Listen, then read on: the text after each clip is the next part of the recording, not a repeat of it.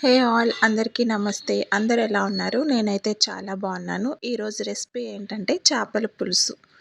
అసలు మసాలాతో పని లేకుండా ఇంట్లో ఉన్న ఈ ఇంగ్రీడియెంట్స్‌తోనే చేపల పులుసు ఎట్లా తయారు చేసుకోవాలో నేను చూపిస్తాను. ఇది చూసేయండి. ఇది చాలా యమ్మీగా ఉంటుంది. ఒకసారి మీరు కూడా చూసి ట్రై చేయండి ఇంట్లో.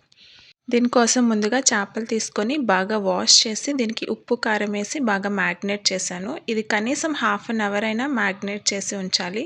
ఇలా చిన్న చిన్న పీసెస్ కట్ చేసుకుంటే మంచిగా ఉడుకుతుందన్నమాట. ఇప్పుడు మ్యాగ్నేట్ చేసుకున్న దాన్ని పక్కన పెట్టుకొని ఒక స్టవ్ ఆన్ చేసుకొని కడాయి పెట్టుకొని ఆయిల్ యాడ్ చేసుకొని సన్నని స్లైసెస్గా కట్ చేసుకున్నటువంటి 2 పెద్ద ఆనియన్స్ని యాడ్ చేసుకొని ఒక 2 మినిట్స్ ఫ్రై చేసుకోవాలి. ఈ ఆనియన్స్ ఫ్రై అవుతున్న టైంలోనే పచ్చిమిర్చి అన్నది యాడ్ చేసుకోవాలి. ఇవి సన్నగా కట్ చేసుకొని స్లైసెస్ లాగా ఒక 6 నుంచి 7 వరకు యాడ్ చేసుకొని వీటిని కూడా ఆనియన్స్తో పాటు బాగా ఫ్రై చేసుకోవాలి.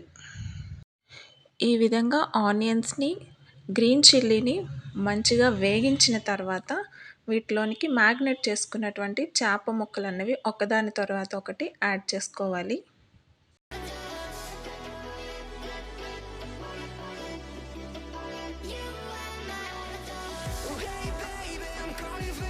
ఈ విధంగా యాడ్ చేసుకొని 2 నిమిషాలు అయిన తర్వాత నెమ్మదిగా గరిటెతో ఈ విధంగా ఫ్లిప్ చేసుకోవాలి.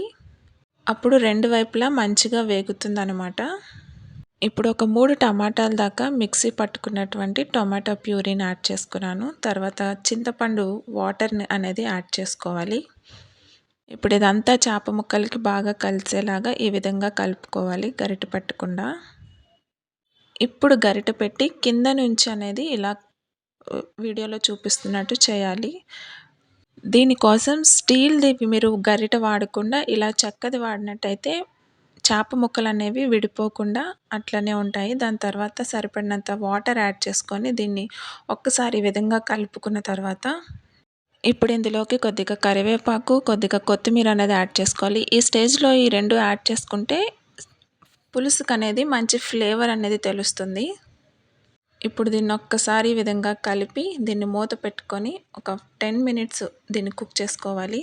ఇప్పుడు మూత తీసి ఒకసారి దీన్ని నెమ్మదిగా కలుపుకొని లాస్ట్లో ఇంకా స్టవ్ ఆఫ్ చేసి కొద్దిగా కొత్తిమీర అనేది యాడ్ చేసుకోవాలి. ఇప్పుడు దీనంతా ఒక సర్వింగ్ బౌల్లో తీసుకొని సర్వ్ చేసుకోవడమే. అంతే అండి, ఎంతో టేస్టీగా ఉండేటటువంటి చేపల పులుసు రెడీ. ఇది చాలా బాగుంటుంది. ఒకసారి మీరు ట్రై చేసి చూడండి. ఇది రైస్లో కానీ చపాతీలో కానీ రాగి సంగటిలోని కానీ చాలా యమ్మీగా ఉంటుంది. మీరు కూడా ఒకసారి ట్రై చేసి ఎలా వచ్చిందో కామెంట్ సెక్షన్లో కామెంట్ చేయండి. అండ్ నా ఛానల్ని ఎవరైనా సబ్స్క్రైబ్ చేసుకోకపోతే please go and subscribe to my channel. Thank you.